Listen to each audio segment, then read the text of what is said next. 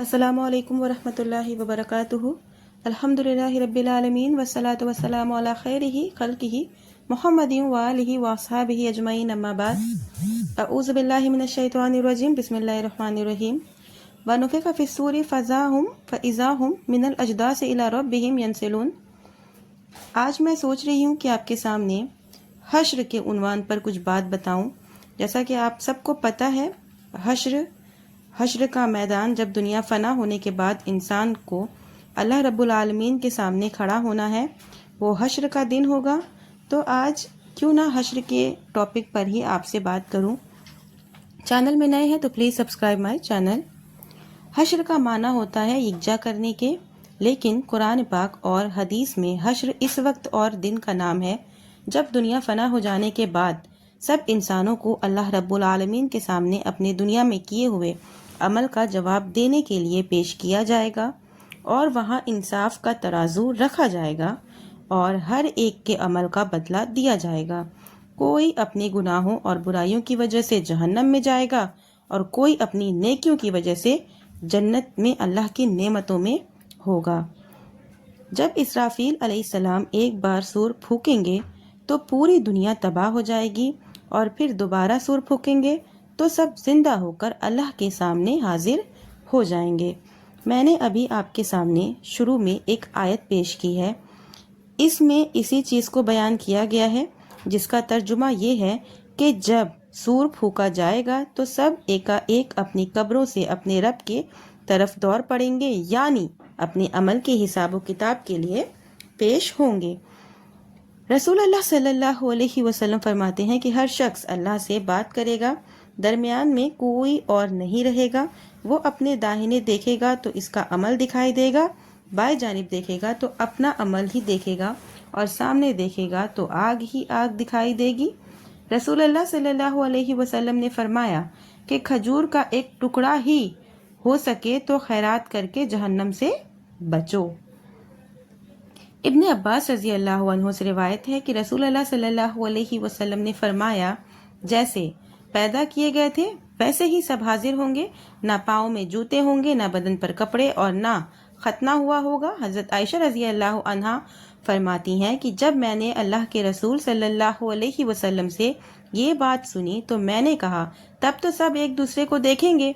आप सल्लल्लाहु अलैहि वसल्लम ने फरमाया, इतना दुश्वार वक्त होगा कि कोई किसी को देखने के लिए सोचेगा भी नहीं। और मिक़दाद बिन असवद से रिवायत है कि रसूलुल्लाह सल्लल्लाहु अलैहि वसल्लम ने फरमाया कि आफ़ताब 100 नीज़े की बुलंदी पर होगा, 100 नीज़े की, और लोग अपने अमल के लिहाज से पसीने में डूबे हुए होंगे। किसी के पसीना घुटनों तक, कोई कमर तक, कोई होठों तक पसीने में डूबा होगा। हज़रत अनस रज़ी अल्लाह अन्हु का बयान है कि हम रसूलुल्लाह सल्लल्लाहु अलैहि वसल्लम के पास थे तो आप सल्लल्लाहु अलैहि वसल्लम हंसने लगे। फिर फरमाया कि जानते हो कि मैं क्यों हंस रहा हूँ? सब ने अदब से जवाब दिया कि ये तो अल्लाह और उसके रसूल ही जानते हैं। आपने फरमाया कि मैं अपने रब से बंदे की बात पर हंस रहा हूँ। बंदा कहेगा कि अल्लाह तूने फरमाया है कि मैं किसी पर जुल्म नहीं करूँगा। अल्लाह ताला फरमाएगा ठीक है। फिर वो कहेगा मेरा खिलाफ गवाह मेरा होना चाहिए। तो अल्लाह फरमाएगा कि तुम ही गवाह रहो। फिर इसके मुंह पर मुहर लगा दी जाएगी, इसके हाथ पांव को हुक्म दिया जाएगा कि बोलो, और वो इसके अमाल को बताएंगे। फिर जब वो सब बता देंगे तो कहेगा कि तुम्हारा बुरा हुआ, मैं तुम्हारे ही लिए लड़ रहा था। यानी इस दिन हमारे और आपके ही हाथ पांव आँखें हमारी सारी बुराइयों और गुनाहों को अल्लाह के सामने बताएंगे। इसलिए हम कोई गुनाह अंधेरे में छिप कर करें या जैसे भी करें, इस रोज़ सब सामने आएगा। तो क्या ही वो दिन होगा जबकि हमारे मुंह पर मुहर लगा दी गई होगी और हमारे हाथ पांव, हमारी आँखें, यानी कि हर चीज़ बात करेगी। कोई भी गुनाह हो आप किसी से भी छुपा लें, लेकिन हश्र के दिन, हश्र के मैदान में कुछ भी किसी से छुपने वाला नहीं होगा। अल्लाह के सामने हर चीज़ बयान हो जाएगी। हज़रत अबू हुरैरा रज़ी अल्लाह अन्हु बयान करते हैं कि क़यामत के रोज़ 3 पेशियाँ होंगी। 2 बार तो सवाल اور عذر و معذورت کے لیے پیش کیا جائے گا، اور ایک بار نام اعمال دینے کے لیے، اور کسی کے بائیں ہاتھ میں نام اعمال ہوگا، کسی کے دائیں ہاتھ میں۔ اللہ تعالیٰ نے قرآن میں فرمایا ہے کہ جسے دائیں ہاتھ میں نام اعمال دیا جائے گا وہ خوش ہو کر اپنے اہل و عیال کے پاس جائے گا، جسے بائیں ہاتھ میں نام اعمال دیا جائے گا وہ موت کو پکارے گا اور جہنم میں جھونک دیا جائے گا۔ تو کیوں نہ ہم اپنے نام اعمال کو اتنا بہتر بنائیں کہ ہمیں بھی انشاءاللہ نام اعمال داہنے ہاتھ میں دیا جائے، آمین۔ حضرت عائشہ رضی اللہ عنہا بیان کرتی ہیں کہ انہوں نے جہنم کو یاد کیا اور رونے لگی، تو رسول اللہ صلی اللہ علیہ وسلم نے پوچھا کہ عائشہ کیوں رو رہی ہو؟ انہوں نے کہا جہنم کو یاد کیا اور رونے لگی۔ پھر عائشہ سے پوچھا کہ آپ لوگ قیامت کے روز اپنی بیویوں کو یاد رکھیں گے؟ آپ صلی اللہ علیہ وسلم نے فرمایا عائشہ 3 جگہ کوئی کسی کو یاد نہیں رکھے گا، ایک تو میزان کے پاس جب تک وہ یہ نہ جان لے گا کہ اس کا وزن بھاری ہے یا ہلکا، نام اعمال کے وقت جب یہ کہا جائے گا کہ آؤ میرا نام اعمال پڑھ لو، جب تک یہ نہیں جانے گا کہ اس کے نام اعمال دائیں ہاتھ میں آ رہا ہے یا بائیں ہاتھ میں، اور جب پل صراط جہنم کے اوپر رکھ دیا جائے گا اس وقت۔ تو یہ 3 وقت ایسا ہے جب کوئی کسی کو نہیں پہچانے گا۔ اللہ رب العالمین نے قرآن پاک کی بہت سی آیتوں میں اس وقت کی حالت کو بیان کیا ہے۔ 23ویں پارے کے سورہ عبسہ میں فرمایا ہے کہ اس دن انسان اپنے بھائی، اپنے ماں اور اپنے باپ اور اپنی بیوی اور اولاد سے بھاگے گا۔ اس دن ہر ایک کو اپنی اپنی پڑی ہوگی۔ اس دن بہت سے چہرے روشن اور ہنستے ہوئے خوش ہوں گے، اور بہت سے چہرے پر دھول اڑ رہی ہوگی، ان پر کالک چڑھی ہوں گی، اور یہی ناشکرے اور بد کردار لوگ ہوں گے۔ اس دشوار وقت میں ہمیں بھی